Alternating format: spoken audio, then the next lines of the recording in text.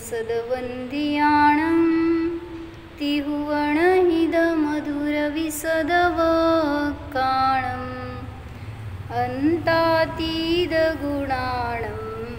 नमो जिनाणं जिदभवाणं।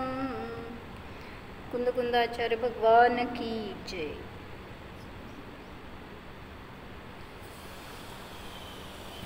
पंचास्तिकामध्ये गाथा नंबर 13 बघत होतो आपण।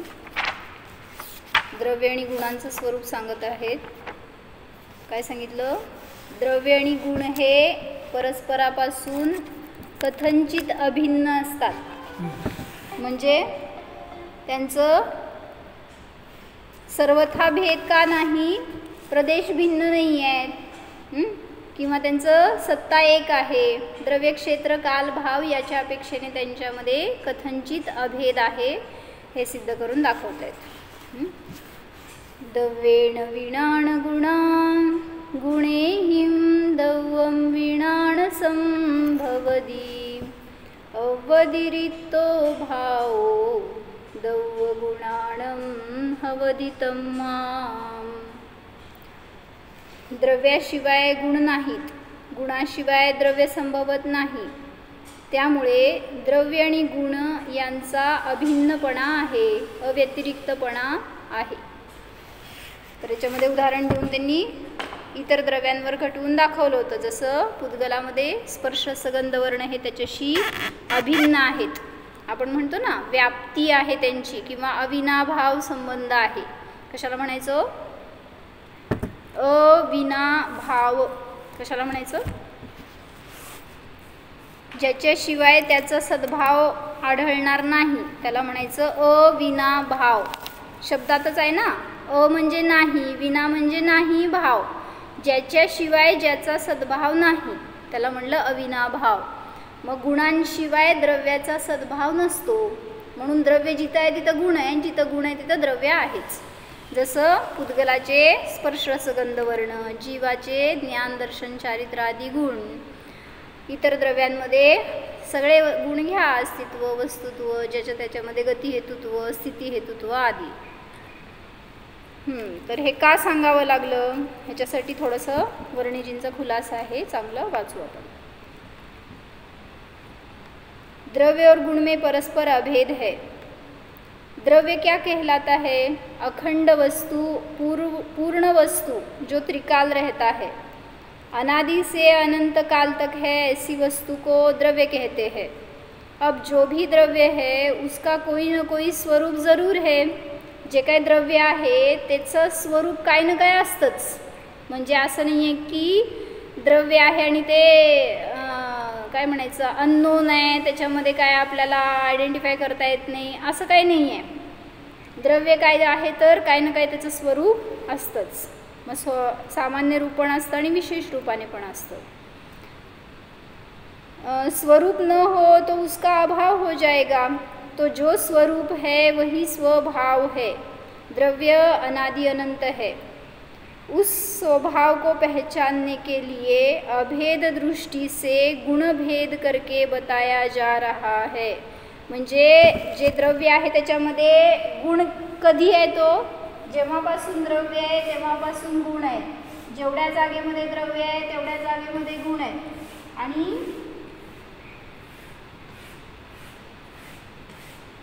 द्रव्याची जी सत्ता आहे तीच गुणाची सत्ता आहे। त्यामुळे असं नाही आहे की द्रव्य आणि गुणामध्ये सर्वथा भेद आहे, पण समजण्यासाठी म्हणून गुणभेद करून सांगितलं गेलं। जैसे आत्मा चित स्वरूप है, जेवढं जर म्हणलं आत्मा आहे जाणा, काय समजणार? मग समजण्यासाठी म्हणून त्याचे गुण भिन्न भिन्न करून सांगितले गेले, म्हणून आत्म्याला सांगितलं चित स्वरूप आहे। इसके आगे अब गाडी नहीं चल सकती, चल रही, म्हणजे एवढं सांगून जर थांबलं तर समजणार नाही आत्मा काय आहे, त्याच्यासाठी खुलासा करतायत। गाड़ी तो चलानी पड़ेगी, अन्यथा तत्व ही न समझा जा पाएगा। तो लो अब व्यवहारने से उस स्वभाव में भेद करके समजाया जा रहा है। निश्चयाचा विषय कुठलाही असू देत, कुठल्याही द्रव्याचा, तो तुम्हाला डायरेक्ट कळत नाही, म्हणून व्यवहाराने भेद करून थोडंसं परिचय करण्यासाठी म्हणून सांगितलं जातं. व्यवहारने का सांगतो, का वापरला जातो? उपचारित कथन करतं. जसं एखाद्याला वाघ कसा असतो माहीत नाही आहे, वाघ बघितलाय, वाघ बघितलाय चित्रात का प्रत्यक्षात बघितलाय? कुठं? कसं काय? पेशवे पार्क. होय, झू मध्ये, प्राण्यांचं संग्रहालय. होय, बरं बरं. मला वाटलं असं रस्त्यावर. मग एखाद्याला आपल्याला समजवायचं असेल वाघ कसा आहे, तर तुम्ही काय सांगता? मांजरीकडे सांगता ना बोट करून, ही वाघाची मावशी आहे, म्हणजे वाघ ह्याच्यापेक्षा असा 4 पटीने 10 पटीने मोठा असतो, असं आपण त्या मांजऱ्याकडे बघून सांगतो. मग तसं आपल्याला निश्चयाचं स्वरूप माहीत नाही आहे. मग ते निश्चयाचं, कुठल्याही द्रव्याचं निश्चयाने स्वरूप समजण्यासाठी म्हणून व्यवहाराचं कथन करावं लागलं. नाहीतर व्यवहारने खोटं बोलणारा असतो. व्यवहारामध्ये सत्यता नाही आहे. जसं तुम्ही आत्ता मनुष्य आहे म्हणणं व्यवहार आहे, हे खोटं आहे. मग तुम्ही कोण आहे आत्ता? जीव आहे. मग हे निश्चयाचं कथन आहे, पण जीव समजत नाही म्हणून व्यवहाराकडून सांगावं लागलं. मग तेच सांगता तिथं की व्यवहारनयाने स्वभावात भेद करून समजवलं जाते. जहाँ स्वभाव में भेद किया और भेद करके जो समझ में आया उसका नाम है गुण. म्हणजे हे द्रव्य आहे, एक द्रव्य अखंड पिंड आहे. आता त्या द्रव्याचं स्वरूप समजण्यासाठी ह्याच्यामध्ये खंड खंड करून दाखवलं गेलं, त्यालाच म्हणायचं व्यवहार, त्यालाच म्हणलं भेद. भेद करके जो समझ में आया उसका नाम गुण है. आणि जे काही भेद करून तुम्हाला मिळालं त्याला म्हणायचं गुण. ते द्रव्याचाच अंश आहे, द्रव्याशी अभेदच आहे. देखो यह गुण समझाया तो गया भेद दृष्टि से किंतु असत्य नहीं है. म्हणजे तुम्हाला जरी द्रव्य असं दिसतंय, ते गुण दिसत आहेत की भिन्न भिन्न आहेत, पण ते भिन्न नाही आहेत, ते अभिन्नच आहेत. अगर कोई बात असत्य हो तो उसके सहारे सत्य पर कहाँ पहुँच जाएंगे, उस अखंड वस्तु तक कैसे पहुँच जाएंगे. इसलिए एक स्वभाव के भेद करके गुण बताए गए हैं कि वे गुण भी अनादि अनंत है. द्रव्य कसं आहे? अनादि अनंत आहे. तसंच सांगतायत की गुण पण कसे आहे, तो अनादि अनंत आहेत. भेद करून जरी सांगितले तरी सुद्धा त्याच्यामध्ये खंड नाही आहे किंवा ते काय नश्वर नाही आहेत. जसं द्रव्याचं स्वरूप आहे तसंच गुणांचं स्वरूप आहे. ते गुणसुद्धा कसे आहेत? अनादि अनंत आहेत. द्रव्य के बिना गुण नहीं, गुण के बिना द्रव्य नहीं. जैसे कोई समझ लो पुद्गल द्रव्य का दृष्टांत. पुद्गल परमाणु का लक्षण क्या है? स्पर्श रस गंध वर्ण. पुद्गल का लक्षण जिसमें स्पर्श रस गंध वर्ण हो वह पुद्गल है. जो पुद्गल नहीं है उसमें स्पर्श रस गंध वर्ण भी नहीं है. काय म्हणायचं? व्याप्तीचं उदाहरण करून सांग रुपाली. कसं लावली व्याप्ती? जिथं जिथं पुद्गल आहे तिथं तिथं स्पर्श रस गंध वर्ण आहे. जिथं स्पर्श रस गंध वर्ण नाही तिथं पुद्गल नाही. कारण हे अविनाभूत लक्षण आहे पुद्गलाचं. जीव द्रव्य और उसके गुण लो, ज्ञान दर्शन चारित्र आनंद वगैरह. अगर एक जीव पदार्थ नहीं है तो ज्ञान दर्शन आनंद भी नहीं है. म्हणजे गुण नाही तर द्रव्य राहू शकत नाही एवढं सांगतायत. कोई द्रव्य जो गुणरहित हो ऐसा है क्या? एखाद्या द्रव्यामध्ये गुण नाहीत असं द्रव्य सांगा. एखादं द्रव्य त्याच्यामध्ये कुठलेच गुण नाहीत असं कुठलं द्रव्य आहे? एकही द्रव्य नसतं. कारण द्रव्याची व्याख्याच काय करतो आपण? गुणांचं पिंड जे आहे त्याला द्रव्य म्हणतात. त्यामुळं असं एकही द्रव्य नाही आहे की ज्याच्यामध्ये गुण नसतील.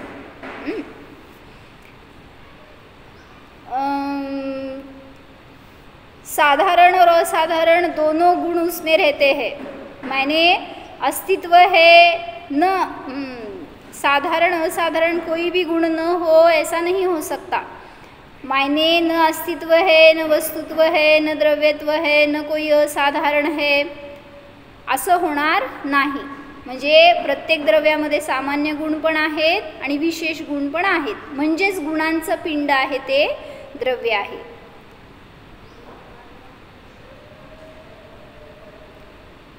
द्रव्य म्हणून याच्यावरून निष्कर्ष सांगितला की द्रव्याशिवाय गुण संभवत नाहीत आणि गुणाशिवाय द्रव्य संभवत नहीं. जैसे कोई फल खरीदा तो उसमें स्पर्श रस गंध वर्ण चारों है की नहीं.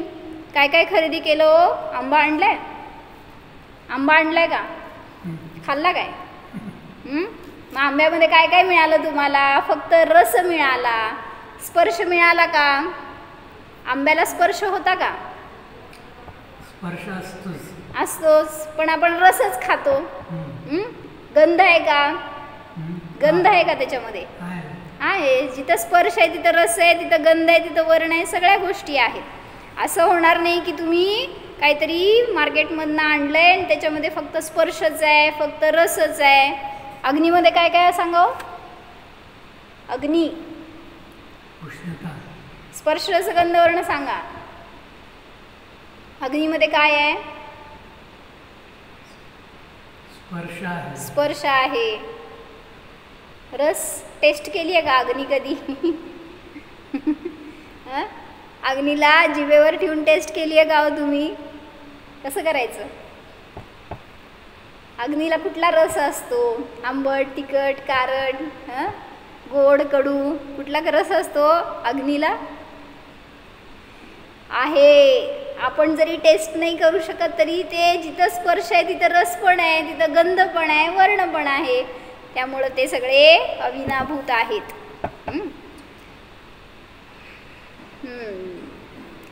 द्रव्य गुण ये कोई ऐसे भिन्न भिन्न नहीं है जो अलग अलग पड़े हो. तदात्मक है. गुण ही द्रव्य है मगर अपेक्षा के वश से उनमें भेद किए जाते हैं. तो भेद कर दिया कि ज्ञान, दर्शन, चारित्र आदि गुण है और द्रव्य बता दिया, पर उनका अस्तित्व तो एक ही है. ऐसा नहीं है कि द्रव्य अलग है, द्रव्य अलग सत है, गुण अलग सत है, ऐसा नहीं है. इसलिए वास्तव में द्रव्य और गुण में भेद नहीं किंतु अभेद है.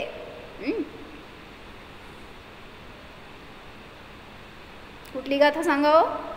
जीवामध्ये ज्ञान, दर्शन, चारित्र आदी आहेत आणि तिथंच सांगितलं जिथं ज्ञान, दर्शन, चारित्र हे भेद नाही तिथं जीव आहे. म्हणा गाथा. कुठली गाथा आहे. सोनाली, दीपाली भाभी, रूपाली. तिसरी का समेसरची. नाही.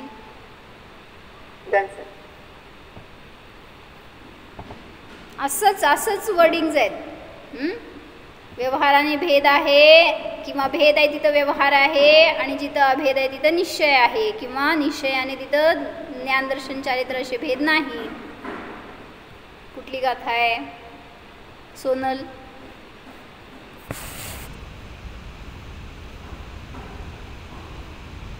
समोर बसा की माझ्या. कुठं गेलाय सगळे. बोल सोनी. समय साक्षी. समय सात.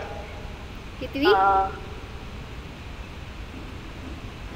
स्टार्टिंग ते बारामध्येच आहे की पहिल्या बारामध्ये. 7 म्हणा. हो 7वी. व्यवहारेणु दिसई नाणीस चरित दंसणम नाणम. व्यवहाराने ज्ञानीला चरित्र, दर्शन, ज्ञान हे गुण आहेत. दुसरी ओळ.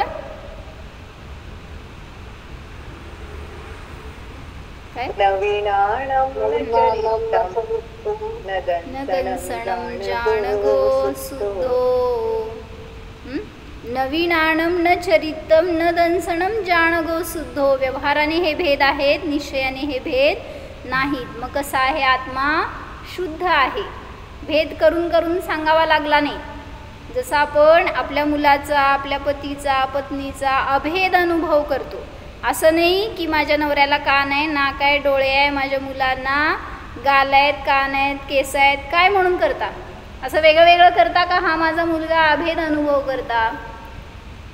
मग भेद करणार तर आनंद नाही आहे. म्हणून सांगतायत की द्रव्याचं जेव्हा अनुभव करणार तर तो अनुभव करा नाही तर नाही करा, द्रव्य अभेद आहे. कथन करत असताना त्याच्यामध्ये भेद करून सांगितलं गेलं.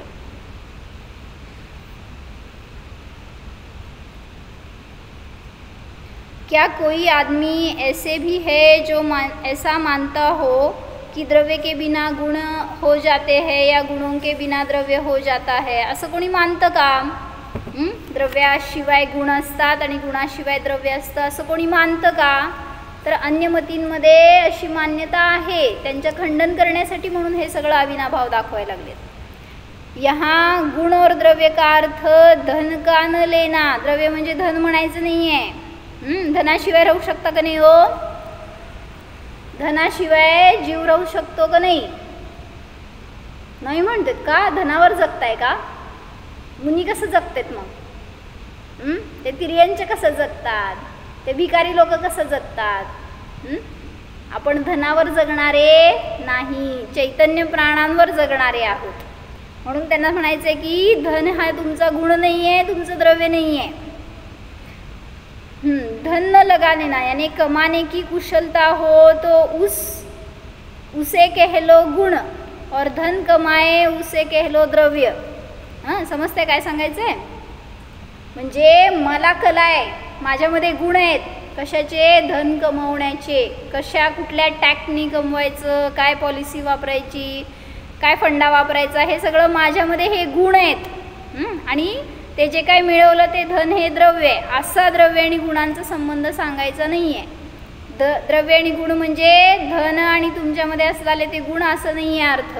तर द्रव्य म्हणजे आपलं शाश्वत त्रिकाली आत्मा जो आहे ते द्रव्य, आणि त्याच्यामध्ये असणारे जे गुण ते त्याच्याशी अविनाभूत आहेत हे सांगायचं आहे.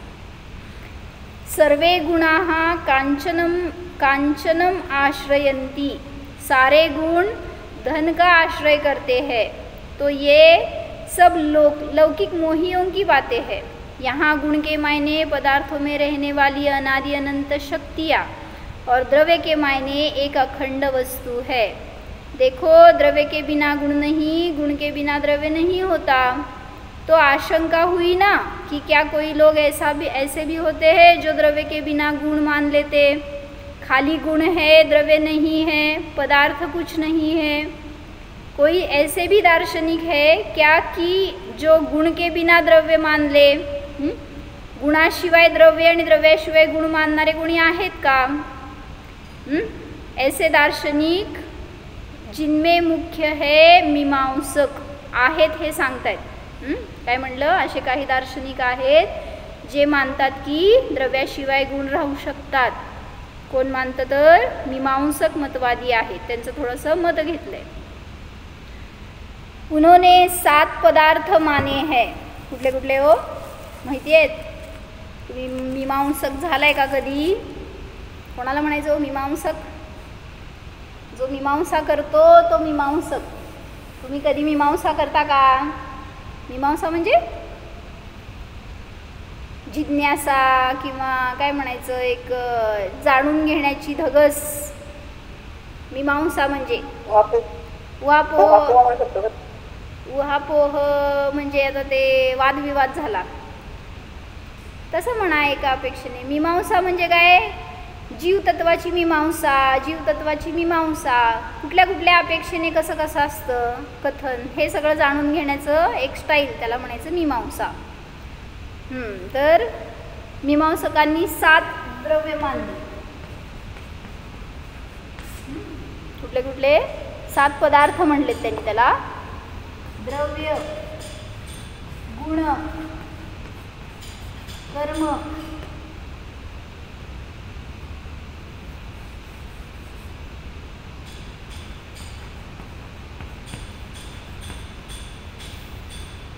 द्रव्य, गुण, कर्म,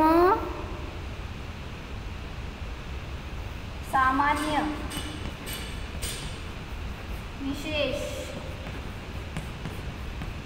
समवाय आणि अभाव असे एकूण 7 पदार्थ मानलेत मीमांसकांनी. दिसतंय बोर्डवरचं? तर ह्याच्यामध्ये हे जे पहिले 6 आहेत हे भावात्मक पदार्थ आहेत आणि हा 7वा आहे तो एकच अभावात्मक पदार्थ आहे असं ते म्हणतात.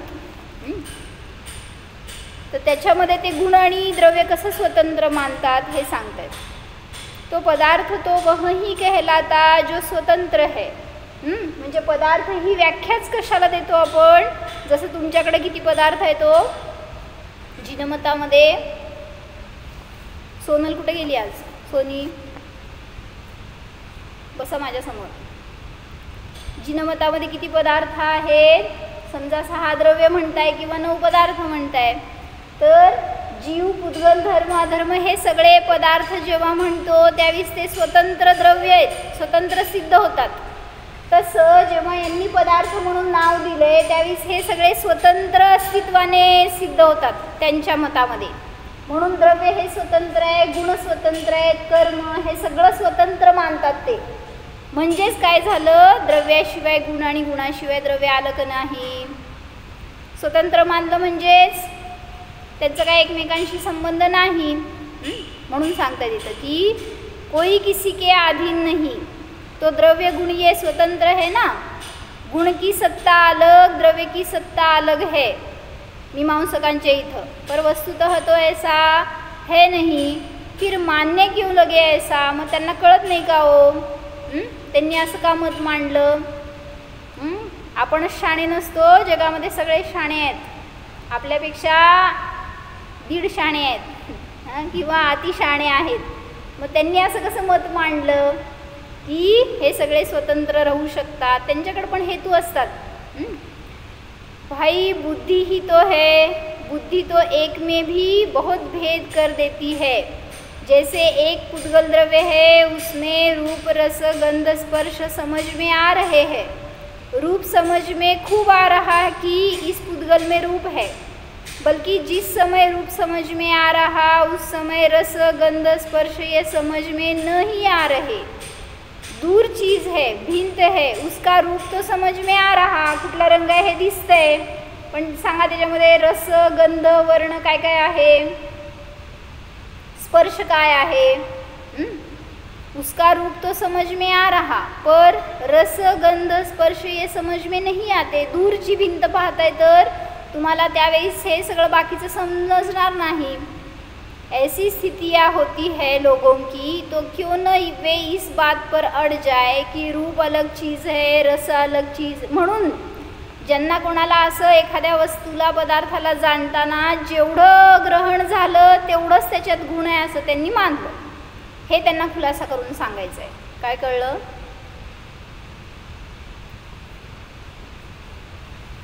जेवढं त्यांना म्हणजे ग्रहण करता आलं किंवा जेवढं दिसलं तेवढंच त्यांनी मानलं प्रत्यक्ष असं. हां, म्हणजे त्या वस्तू तेवढंच आहे असं मानलं, त्यामुळंच मग स्पर्शची वस्तू वेगळी, रसाची वस्तू वेगळी असं त्यांना त्यांच्या मतामध्ये असं सिद्ध केलं गेलं. रस अलग चीज़ है, गंध अलग, स्पर्श अलग, वह भिंत अलग है, ऐसा कोई मन चला सोच नहीं सकता क्या. जब इन बातों का जुदा जुदा करके ज्ञान बन रहा है तो ऐसा सोचने में क्या दिक्कत है. ज्याला जसं समजलं, बुद्धीच आहे शेवटी ती, जे समजलं तसं ग्रहण करत गेला जीव. म्हणून सांगतायत की ज्यांनी जसं पाहिलं तसं मत बनवलं त्यालाच म्हणतात दर्शन. काय म्हणले? दर्शन म्हणजे काय? ज्यांनी जे बघितलं त्याप्रमाणे मत बनवलं. तर मत म्हणतो ना आपण, दर्शन म्हणजे मत. मग ज्यांना वस्तूतला जेवढा अंश दिसला तेवढाच ग्रहण केला आणि तेवढ्या रूपच वस्तू आहे असं मानलं तर ते एक दर्शन झालं. म्हणजे तशा प्रकाराने अन्यमतींचं उत्पत्ती झाली. कारण त्यांनी वस्तूला समग्र नाही पाहिलं, जेवढं दिसलं तेवढंच वस्तूचं रूप मानलं. जब इन बातों का जुदा जुदा करके ज्ञान बन रहा है तो ऐसा सोचने में क्या दिक्कत है. तो भले ही सोच तो डाले वे पर वास्तविकता नहीं समझे. म्हणजे जरी असं दिसतंय की त्याच्यामध्ये एखाद्या गुणाची मुख्यता आहे पण असं वास्तविक रूप नाही आहे. भलेही त्यात आत्ता तुम्हाला दिसत नाही आहेत गुण, पण तरी सगळे गुण त्याच्यामध्ये आहेतच. म्हणजे एका वस्तूत एक गुण आहे दुसऱ्यामध्ये दुसरा गुण आहे असं होणार नाही. अरे वह चीज एक ही है, आम एक ही है. बघा त्यांनी पण आंब्याचंच उदाहरण दिलंय. वर्णिजींनी ते कधी लिहिलं असेल कोणाला माहिती, आंबाच धरलाय त्यांनी पण. आणि मला पण आंबाच मिळाला. तर आंबा ही एक वस्तू आहे. उसका एक रसनेन्द्रिय द्वारा परिचय किया तो रस समझ में आया, घ्राण द्वारा परिचय किया तो गंध समझ में आया, छू कर समझा तो स्पर्श समझ में आया, देख कर समझा तो रूप समझ में आया. पर ये रूप रस गंध स्पर्श अलग अलग हो सो बात नहीं है. तुम्हाला क्रमाने ग्रहण झालं म्हणून काय त्या वस्तूमध्ये त्या गुणांमध्ये क्रम आहे का? कसे आहे तो गुण अक्रम असतात म्हणजे युगपत असतात. एकाच वेळी त्या वस्तूत सगळे गुण आहेत. भलेही तुम्हाला आत्ता खाताना काय जाणवते, रस जाणवतोय, पण स्पर्श आहे की नाही त्याच्यामध्ये आहे, रस आहे, गंध आहे, वर्ण आहे, सगळे गुण एका वेळीस आहेतच.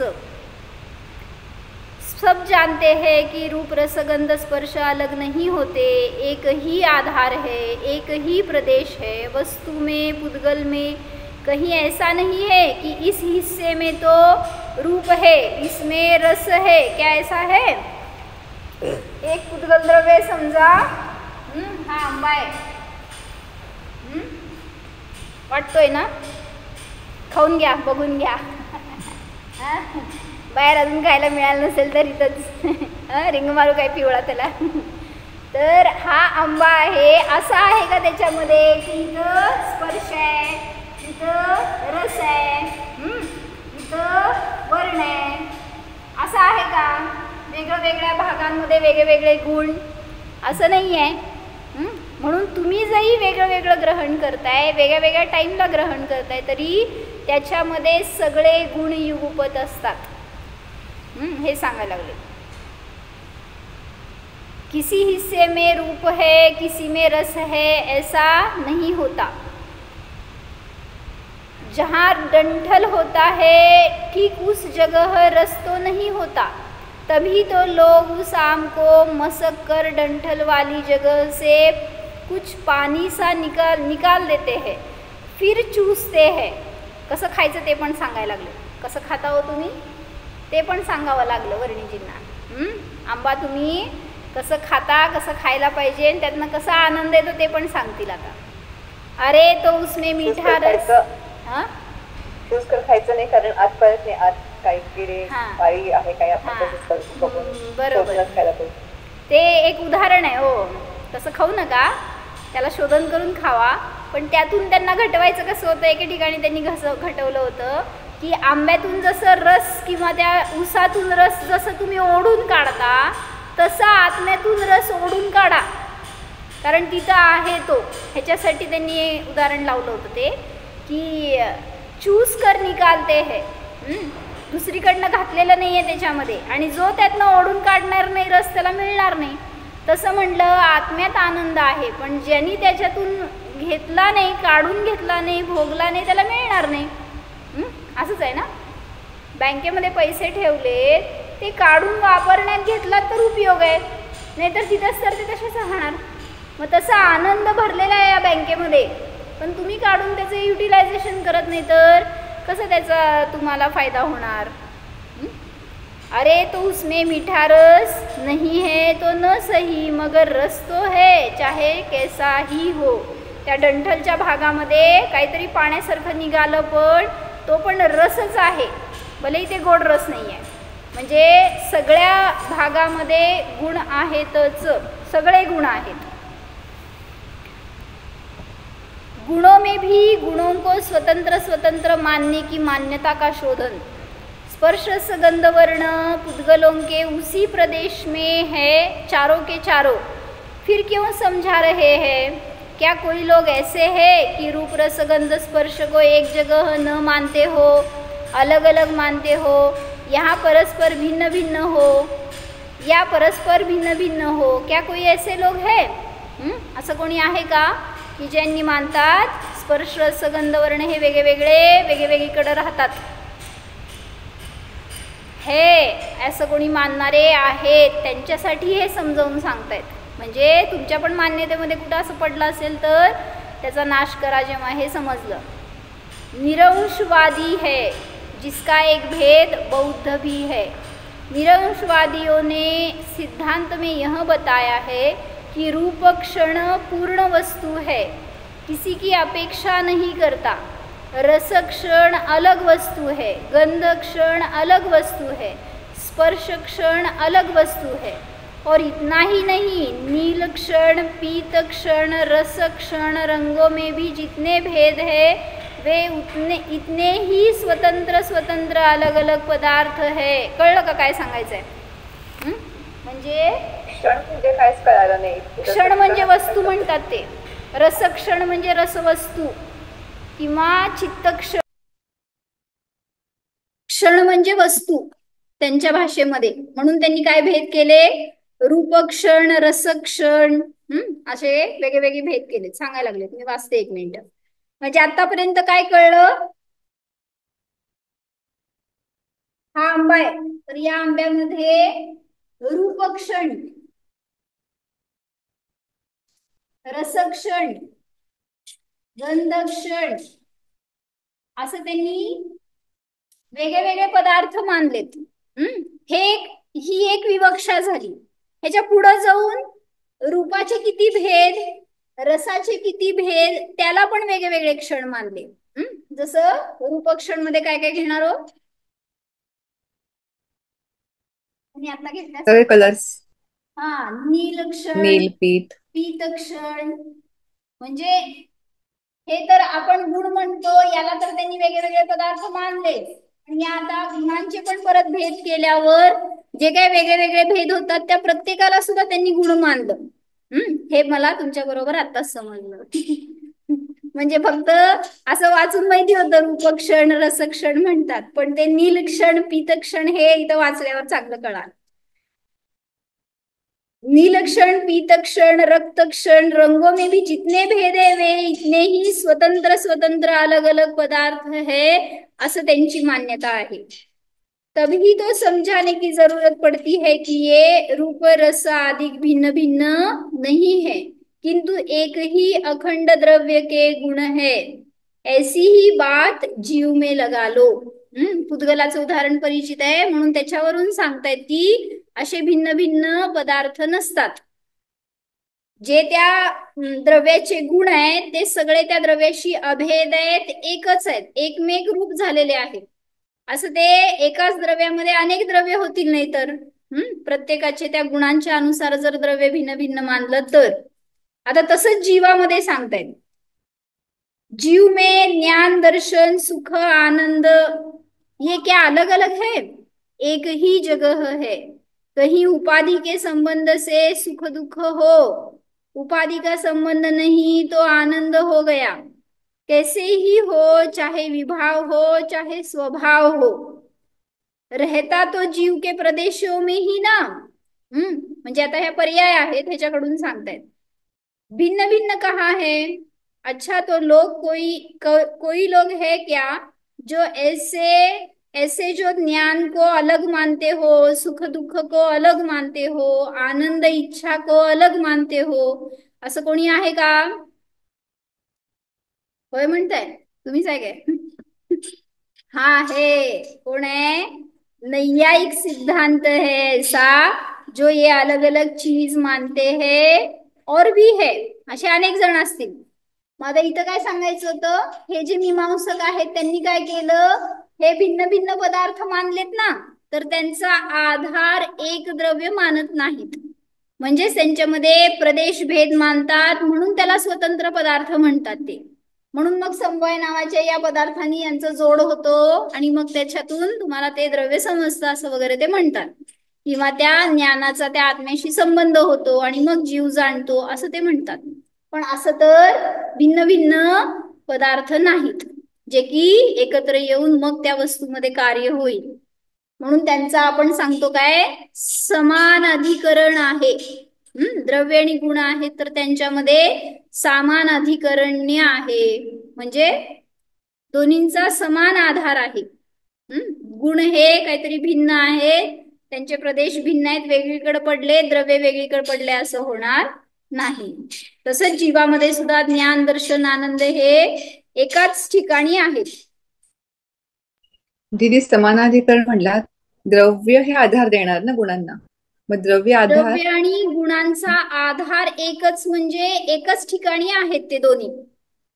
द्रव्य आधार आहे, गुण आधेय आहेत, पण तरी सुद्धा दोघांचं एकच वस्तू आहे ती मिळून बनलेली असं म्हणा. द्रव्य आणि गुण हे वेगळं वेगळं नाहीये, तर ते एकच त्याचं बेसमेंट एकच आहे असं सांगायचं या अपेक्षेने. जैनों में भी कुछ लोग ऐसे ही ख्याल के हो सकते हैं, अपनी चर्चा करते हैं.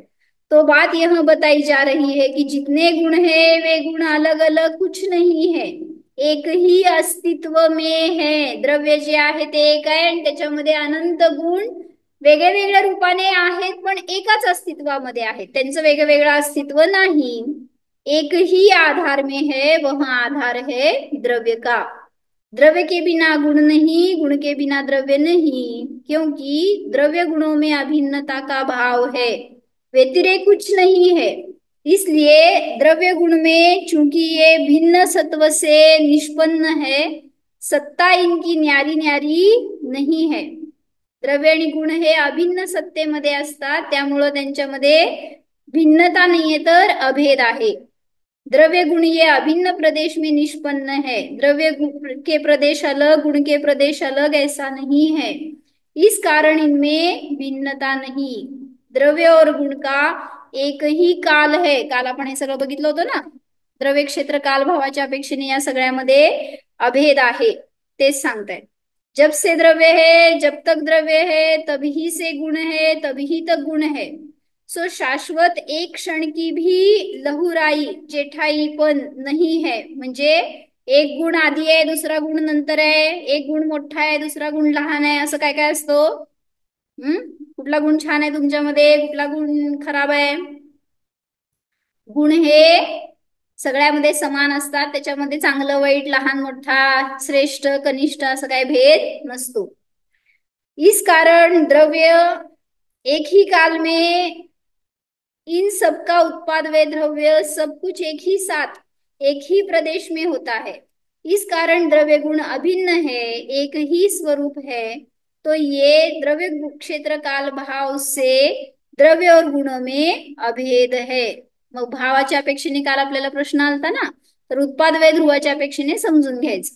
द्रव्य क्षेत्र काल भाव मध्ये द्रव्य आणि गुणांच्या मध्ये भाव अपेक्षेने अभेद का आहे, तर दोघांचेही उत्पाद व ध्रुव एका वेळीस चालू आहे.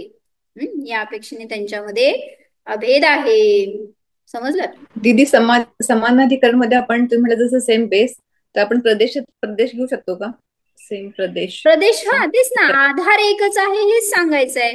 त्यांनी प्रदेश भेद मानला म्हणून तर आधार भिन्न भिन्न आहे हे त्यांचं मत आहे. मी आत्मा आहे हे समजून घ्या असं सांगायला लागले.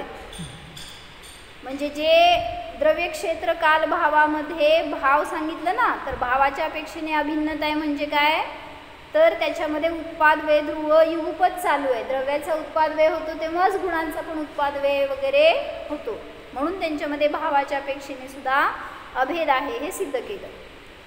मग आज सगळं समजून काय फायदा, तर सांगतायत मी आत्मा द्रव्य आहे, निरंतर परिणमता रहता हूँ, अपना कोई स्वभाव रख रहा हूँ, उसी ही स्वभाव में इसमें परिणमन चल रहा है.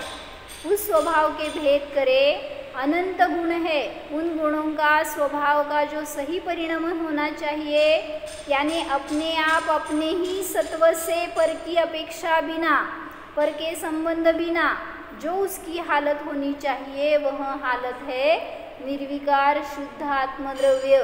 म्हणजे सिद्धांमध्ये जे परिणमन चालू आहे ते निरपेक्ष आहे, आपल्यामध्ये जे परिणमन चालू आहे ते कथनचित सापेक्ष आहे.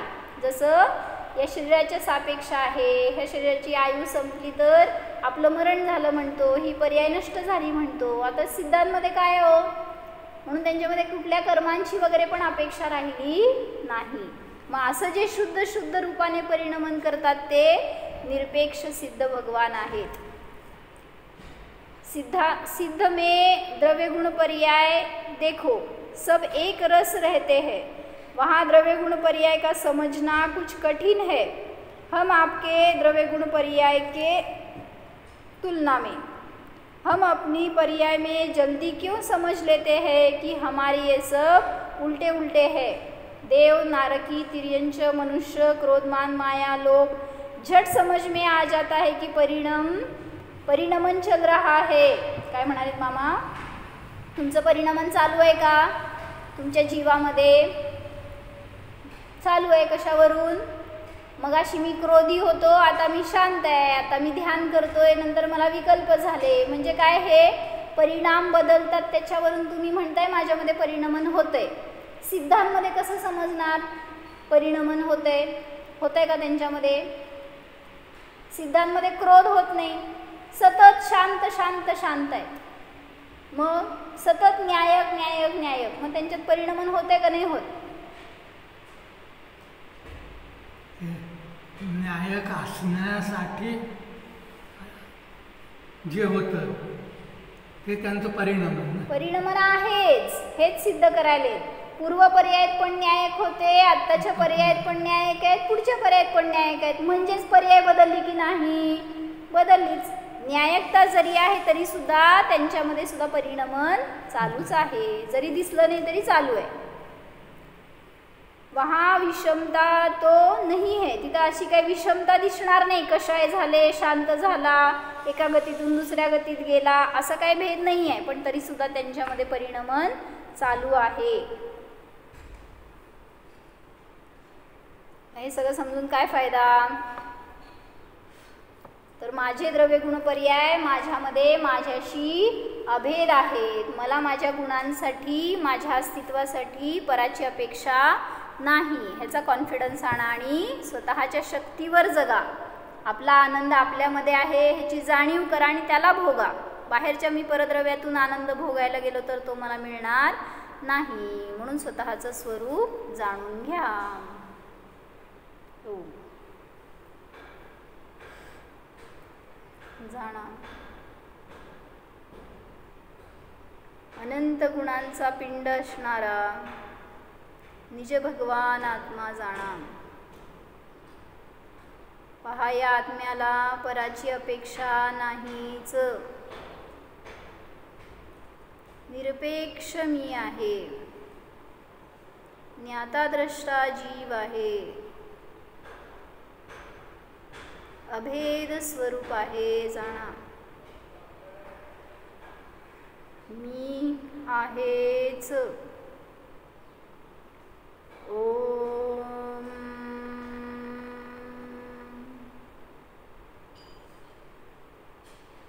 विसर्जन। नमो